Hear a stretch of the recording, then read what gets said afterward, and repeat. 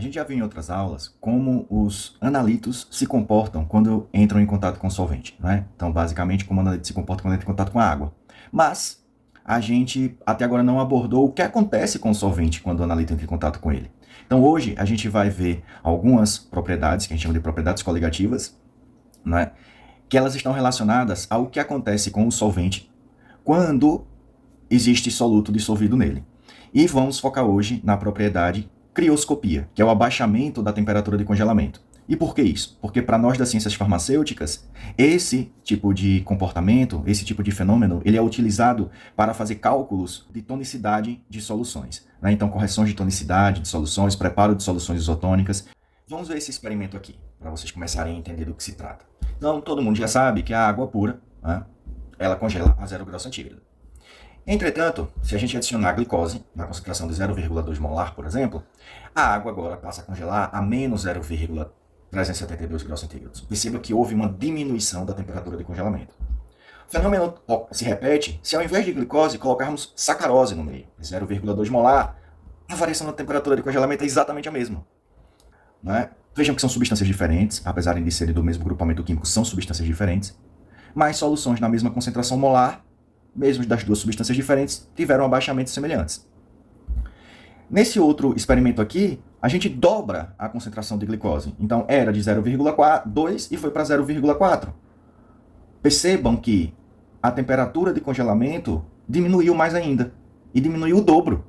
Estranho, né? Diminuiu o dobro. Mas é uma verdade. Olha, veja que 744, né, vai ser o dobro de 372. Então, quando dobrou a concentração molar, né, a variação da temperatura de congelamento também dobrou. E será que isso se repete também para a sacarose?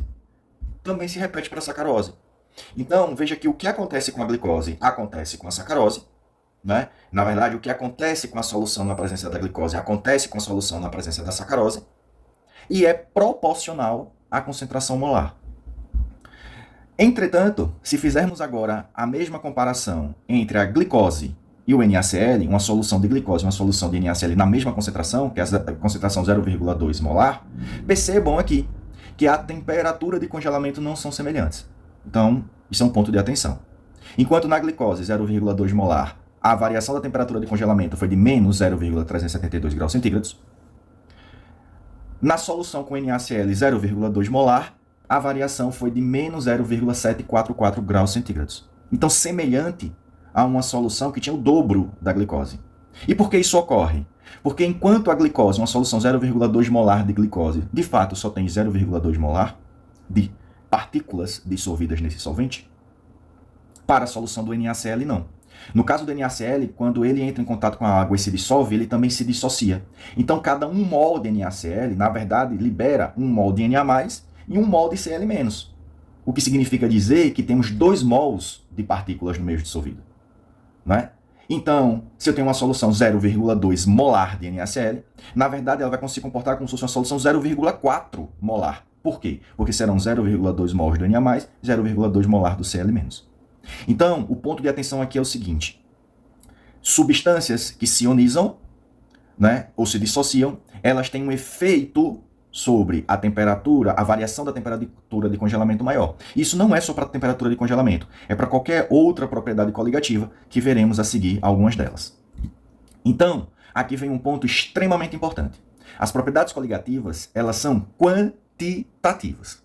O que significa que dependem exclusivamente da quantidade, da concentração daquilo que está dissolvido no meio, mas não do tipo ou identidade das partículas do soluto. Então, a diferença que vai haver de comportamento, né, do solvente, né, na verdade, da variação da temperatura de congelamento, quando se trata de uma substância ionizável ou não, dissociável ou não, é porque uma substância que se dissocia, ela libera mais partícula no meio do que aquela que não dissocia. Mas não é a qualidade, não é a identidade da substância que necessariamente que vai interferir. E sim a quantidade de partículas dissolvidas no meio, né, para fomentar esse fenômeno, nesse caso aqui, esse fenômeno crioscópico, mas qualquer outra propriedade coligativa, qualquer outro fenômeno coligativo. E aí, viemos falando, estou focando na crioscopia, mas existem basicamente 4 propriedades coligativas, né, que é a redução, então quer dizer que a presença de um analito dissolvido em determinado solvente, esse analito dissolvido, ele vai reduzir a pressão de vapor do solvente. Em outras palavras, vai dificultar a evaporação desse solvente. Também vai diminuir o ponto de congelamento desse solvente. Em outras palavras, o solvente vai congelar a uma temperatura menor do que ele congelaria se não tivesse nenhum soluto dissolvido, se ele fosse puro. Vai haver o aumento do ponto de ebulição, que está relacionado à redução da pressão máxima de vapor. Então, se o solvente, devido à presença de um analito, ele evapora com mais dificuldade, consequentemente vai necessitar de mais energia para que o solvente entre em ebulição. Portanto, haverá um aumento do ponto de ebulição. E também teremos o fenômeno da pressão osmótica. Desses daqui, a gente vai focar na crioscopia, que é o abaixamento do ponto de congelamento, né? Como eu já expliquei, ele porque é importante para cálculos relacionados à tonicidade de soluções, mas também focaremos na pressão osmótica pelo mesmo motivo, porque o entendimento da pressão osmótica vai nos dar base para os cálculos relacionados à produção de soluções isotônicas. Então, a crioscopia, que é o foco da aula de hoje, nada mais é do que o fenômeno que descreve a diminuição do ponto de congelamento de um solvente quando um soluto é adicionado a ele. Falando no termo crioscopia, vocês vão ver várias literaturas que não usam esse termo, vários livros de química que não usam o termo crioscopia, mas várias outras literaturas que também usam o termo crioscopia. Então, não estranhe se vocês virem crioscopia e abaixamento de temperatura de congelamento como se fosse a mesma coisa, tá certo? Porque, de fato, o é. Né? Só a literatura, algumas literaturas dão preferência por uma nomenclatura em detrimento da outra. O fato é que a fórmula da crioscopia é muito simples. É uma fórmula que relaciona a variação da temperatura de congelamento com uma constante de proporcionalidade dessa diminuição, que vai depender de cada solvente. Então, cada solvente tem uma constante. Como a gente vai usar a água, né, como solvente, a gente vem utilizando água como solvente no nosso curso, a gente vai ver que o valor vai se repetir bastante. Temos a molaridade do soluto, não confunda molaridade com molaridade, porque a molaridade é a relação entre o número de mols do soluto e a massa do solvente em quilos, enquanto a molaridade é a relação entre o número de mols do soluto e o volume da solução em litros, tá bom? E I, que é um fator de correção de Van 't Hoff, que ele é muito importante para substâncias eletrolíticas, né, para eletrólitos. Então, como eu tinha citado com relação a molaridade e molalidade, são coisas diferentes, mas para soluções diluídas tem valores muito próximos. Percebam o motivo. A molaridade, então, é o número de mols do soluto dividido pelo volume da solução, só que em litros. Enquanto a molalidade é o número de mols do soluto dividido pela massa do solvente, só que em quilos. Mas percebam que para soluções diluídas, a massa do solvente e o volume do solvente vão ser muito próximos porque a gente está lidando com água e porque tem pouquíssimo analito no meio. Então, eu posso fazer uma transferência, né, com um grau muito pequeno de erro de volume para a massa de solvente quando se trata de água, visto que 1 litro de água equivale a 1 quilo. Então, se 1 litro de água equivale a 1 quilo, e em soluções diluídas, o volume da solução é basicamente o volume da água, e na molaridade a massa já é do solvente, e 1 litro de água equivale a 1 quilo, então eu posso dizer com bastante segurança que para soluções diluídas, o valor da molaridade será muito próximo da molaridade, então eu posso usar qualquer um deles, né, nos cálculos envolvendo o abaixamento da temperatura de congelamento quando as soluções são diluídas. Vamos entender agora aqui um fenômeno importante quando se trata do cálculo relacionado à temperatura de congelamento e entender o porquê essa crioscopia, a crioscopia como qualquer outra propriedade coligativa, é um fenômeno que está relacionado à quantidade do analito e não qual é o analito. Perceba que a fórmula, ela traz que o ΔTPC, que é a variação da temperatura de congelamento, ela depende apenas e somente de uma constante, e essa constante é do solvente, da molaridade do soluto, mas não vem dizendo qual é o soluto, é só da molaridade dele, e o I, que depende se o soluto ele é ionizável, dissociável ou não. Então, quando a gente faz esse cálculo aqui, perceba que o ΔTPC, para ambas as soluções, vai ser menos 1,86, que é a constante de proporcionalidade para a água, 0,2, que é a concentração da solução, né, das soluções nesse caso. Um é de glicose, 0,2 molar, e outra de sacarose, 0,2 molar, mas o valor é o mesmo para os dois. E como nem a glicose nem a sacarose dissociam, geram íons no meio, o valor de I vai ser igual a 1. Então, quando eu faço os cálculos, o ΔTPC vai ser de menos 0,372 graus centígrados para ambas as soluções. Perceba que em nenhum momento, tem nenhum fator relacionado à identidade das substâncias. Então, é por isso que a gente diz, então, que as propriedades coligativas são quantitativas. Elas dependem da quantidade de substância no meio e não da identidade, não da qualidade dessas substâncias. Quando a gente faz essa mesma comparação, não é, de uma solução de glicose 0,2 molar com a solução de NaCl também 0,2 molar, por que é que a solução do NaCl, o ΔTPC para ela é o dobro? Vamos entender. É porque quando a gente vai fazer os cálculos, observe que enquanto para a glicose os valores das constantes se repetem, obviamente, porque é água, a concentração também se repete, porque é 0,2 nas duas soluções, mas o I para a glicose é 1, porque ela não se dissocia, mas o I para o NaCl é 2, porque ele se dissocia. E de onde vem esse 2, professor? Porque cada estrutura de NaCl, né? Então, cada mol de NaCl vai liberar 2 mols de íons. Então, a gente coloca o I aqui igual a 2. Se todos os outros números são iguais entre as duas soluções, e a única coisa que muda é o I, e nesse caso o I é o dobro, para o NaCl é o dobro do que para a glicose, logo, o valor da variação de concentração também terá que ser o dobro. Então é por isso que quando a gente faz os cálculos, cada uma das soluções assume esses valores. Tudo bem? Só que isso é de forma ideal. Isso seriam para soluções ideais. E o que são soluções ideais? São aquelas soluções onde, uma vez dissolvidos, as moléculas dos analitos não interagem mais entre si. E isso só se aproxima da realidade quando são soluções muito diluídas. Nós, da área da farmácia, costumamos trabalhar com soluções diluídas, mas não tão diluídas assim. E aí a gente tem um fenômeno que é importante ser considerado, que é o afastamento do valor calculado, o valor teórico, do valor real. Então esse exemplo aqui vai mostrar muito bem isso. Então veja que a reta amarela é o valor experimental do abaixamento da temperatura de congelamento, enquanto a reta vermelha é o valor teórico. E o fenômeno mais importante que a gente tem que perceber aqui é o seguinte: visto que a molalidade está no eixo X, perceba que à medida que a molalidade aumenta, a distância entre as curvas experimental e teórica também aumenta. O que isso significa dizer? Que quanto maior a concentração da solução, maior será o afastamento do valor experimental do teórico. Então é por isso que eu já disse várias vezes que quando trabalhamos com soluções muito diluídas, esse afastamento ele pode ser ignorado.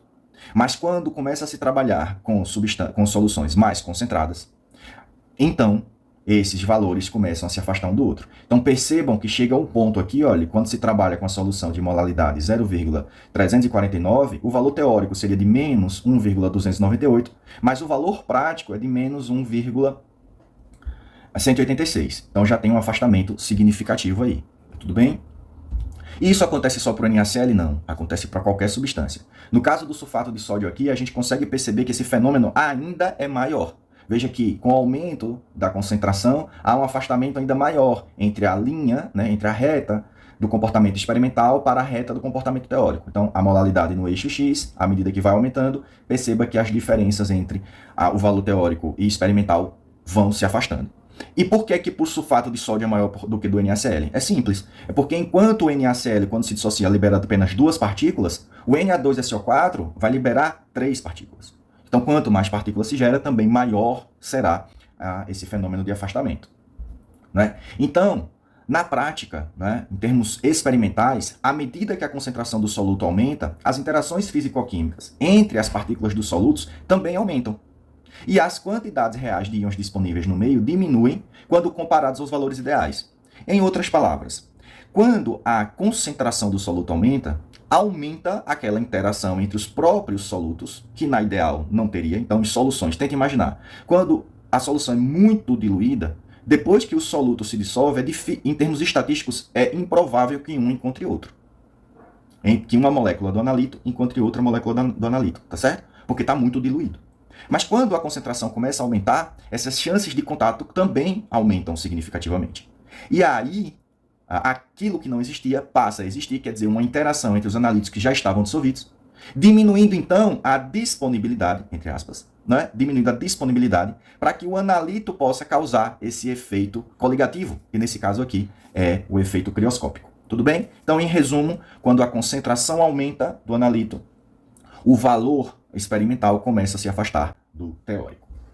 Só que existem algumas tabelas, né, na literatura especializada que fazem uma correção desse fator de dissociação para compensar esse afastamento, tá bom? Então, por exemplo, eu trouxe aqui uma tabela disponível no livro mais famoso que tem de cálculos farmacêuticos, que é o do Howard A. Ansel. Então ele traz essa tabela daqui, ó, onde os I são ajustados. A gente pode ver que ele traz para o cloreto de sódio aqui um I de 1,8. Então deveria ser 2. Mas ele coloca aqui como 1,8. Por quê? Porque em termos experimentais, usando esse fator de correção de 1,8, ele tende a se aproximar mais do valor real. Entretanto, aqui também são aproximações, porque as variações de concentração e a influência que isso tem na temperatura de congelamento, ela depende também de outros fatores. Então, onde é que eu quero chegar? Que aqui também é uma aproximação. Então, o importante, no final das contas, não é saber exatamente se eu devo usar um ou devo usar outro. Isso vai depender da aplicação, e vocês vão perceber isso quando vocês já tiverem um pouco mais de experiência. O importante agora é perceber que há uma diferença entre o valor teórico e o valor real, e isso está relacionado à concentração, e que existe na literatura, né, material para consulta, para que você possa usar esses valores de I quando forem necessários, para que o valor calculado se aproxime o máximo possível do valor, que é o valor calculado, que é o valor teórico, né? Ele se aproxime o máximo possível do valor que realmente é, daquele valor que de fato é. Então, vamos a alguns exemplos aqui de como fazer esses cálculos. Vocês vão ver que é extremamente simples. Qual é o abaixamento teórico da temperatura de congelamento de uma solução aquosa de glicose 0,1 molar? Gente, é só substituir na fórmula. ΔTPC vai ser igual a KPC vezes molalidade vezes I. ΔTPC é o abaixamento teórico que eu quero saber, né? O que a questão quer saber. O KPC para a água, né, visto que é uma solução aquosa, é de menos 1,86. Sempre será assim, professor? Sempre. Essa é a constante para a água. 0,1 é a molalidade, e visto que a glicose não é um eletrólito, o I é igual a 1. Fez a continha e chegou então que o abaixamento da temperatura de congelamento é de menos 0,186 graus centígrados. Simples e objetivo assim. Qual o abaixamento teórico da temperatura de congelamento de uma solução aquosa? 0,1 molar de MgCl2. Perceba que é uma questão muito parecida com a anterior, só vai mudar o analito. E aqui o cuidado que você precisa ter é se esse analito é ionizável ou não, que na verdade é o único cuidado que você precisa ter. Então, ΔTPC vai ser igual a KPC vezes molalidade vezes I. Só é substituir. ΔTPC vai ser igual a menos 1,86, que é a constante de proporcionalidade crioscópica para a água. 0,1 é a concentração, e nesse caso apareceu um 3. E de onde veio esse 3, professor? É simples. É porque o MgCl2, quando se dissocia em água, ele vai gerar um cátion Mg2+, e 2 cloretos. Portanto, gerando 3 partículas no meio. Portanto, o I é igual a 3. Só é fazer a continha, e o ΔTPC vai dar menos 0,558 graus centígrados. Simples e objetivo assim. Qual a temperatura de congelamento teórica do soro glicosado a 5%? Bom, aqui agora a gente já tem uma problemática maior. Por quê? Porque o dado da questão está em percentual, a concentração está em percentual, só que a gente precisa usar em molalidade. Então precisamos transformar as unidades de percentual para de molalidade. É difícil? Não, só é fazer por partes. Percentual, nesse caso aqui 5%, equivale a 5 gramas a cada 100 ml de solução. Então são 5 gramas de glicose a cada 100 ml de solução. Já a molalidade é o número de mol por quilo. Então quer dizer que eu preciso transformar 5 gramas para quantidade de mol equivalente a 5 gramas e transformar esses 100 ml daqui para a quantidade equivalente em quilos. Veja que não vai ser difícil. Vamos começar. Então, sabendo que a massa molar da glicose é de 180 gramas por mol, significa dizer que temos 180 gramas de glicose a cada 1 mol dela mesma. Nesse caso, 5 gramas vai equivaler a quantos mols? X. X vai ser igual, então, a 0,28 mols. Então, chegamos à conclusão que 5 gramas equivale a 0,28 mols, né, no caso da glicose. Agora, temos que transformar 100 ml para quilo. Mais fácil ainda, porque 1 litro equivale a 1 quilo. Né? A densidade da água é de 1 grama por ml, é de 1 litro por quilo, é de 1 quilo por litro. Então, são interconversíveis aí. Então, 1 litro de água equivale a 1 quilo de água. Se a gente tem 100 ml, 100 ml equivale a 0,1 litro. Então, 0,1 litro de água vai equivaler a 0,1 quilo. Como é uma solução relativamente diluída, basicamente tudo aí, todo esse volume é de água, então eu posso dizer que temos 0,1 quilo. Então, em outras palavras, a molalidade vai ser de 0,28 mols a cada 0,1 quilo. Só que molalidade não é por 0,1 quilo, né? A molalidade, então, tem que ser calculada para 1 quilo. Então, vai ser 0,8 dividido por 0,1. Chegamos à conclusão, então, que a molalidade de uma solução de glicose a 5% tem valor de 2,8 molar. Agora é só substituir na fórmula. Então, substituindo na fórmula, teremos o valor de menos 5,21 graus centígrados. Perceba que, como a glicose não se ioniza, o valor para o I é igual a 1. Tranquilo? Na próxima agora. Sabendo que a temperatura de congelamento da lágrima é de aproximadamente menos 0,52 graus centígrados, determine qual concentração molar, quer dizer, mol por quilo, e percentual, massa-volume, de uma solução de cloreto de sódio que tenha a mesma temperatura de congelamento.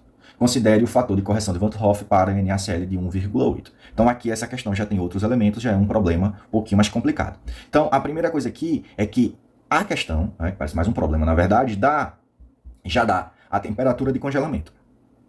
E pede para a gente determinar a concentração de uma solução de cloreto de sódio que tem a mesma temperatura de congelamento. Então, peraí. Como é então que a gente está extrapolando a lágrima? Porque se dá a temperatura de congelamento da lágrima, como é que eu posso usar isso para o cloreto de sódio, etc. Vejam, que eu já disse várias vezes. Não importa aqui a composição da lágrima. A gente sabe que a composição da lágrima é basicamente água, né? E alguns sais minerais, algumas enzimas. Mas o fato é que não importa quais são as substâncias que estão ali dentro. O que importa é que o efeito desse cumulativo das substâncias que estão ali dentro, em termos crioscópicos, vai fazer com que a lágrima congele a menos 0,52 graus centígrados. E a pergunta agora é o seguinte: para que uma solução de cloreto de sódio também congele a menos 0,52 graus centígrados, qual deveria ser a concentração de NaCl nela? Então, nesse caso aqui, vamos aplicar a fórmula. Então, temos que o ΔTPC é de menos 0,52, a constante aí de proporcionalidade é de menos 1,86, porque é para água. A molaridade é o que a gente quer saber, porque é mol por quilo. E nesse caso, o I para o NaCl, vamos usar 1,8, porque a questão disse para usar 1,8, provavelmente não, certamente, para que o valor que a gente calcular se aproxime o máximo possível do valor real. Resolvendo a questão aí, resolvendo as contas, então molaridade será igual a 0,155 mols por quilo. Só que não é só mol por quilo que se pede, também pede em percentual. Então, percentual nada mais é do que gramas a cada 100 ml, visto que é um percentual massa-volume. Então, sabendo que 1 mol de NaCl tem 58,5 gramas, esses 0,155 mols que achamos aí, né, na aplicação da equação, vai equivaler a quantos gramas? X. Fez os cálculos, chegamos à conclusão, então, que 0,155 mols de NaCl equivale a 9,07 gramas de NaCl. Aqui nós já temos a massa do NaCl, mas precisamos transformar isso em concentração percentual massa-volume. Né? Então, percebam que esse 9,07 gramas, que equivale a 0,155 mols, está em 1 kg de solução, o que equivale a 1 litro de solução, o que equivale a 1.000 ml. Em resumo, esses 9,07 gramas de NaCl está em 1.000 ml de solução. Só que a concentração percentual, ela quer gramas a cada 100 ml. Pois bem, então se temos 9,07 gramas de NaCl em 1.000 ml de solução, em 100 ml teremos quanto? X. X será igual, então, a 0,907 gramas de NaCl a cada 100 ml. Isso significa dizer que a nossa concentração percentual é de 0,907%. É isso, pessoal. Até a próxima aula.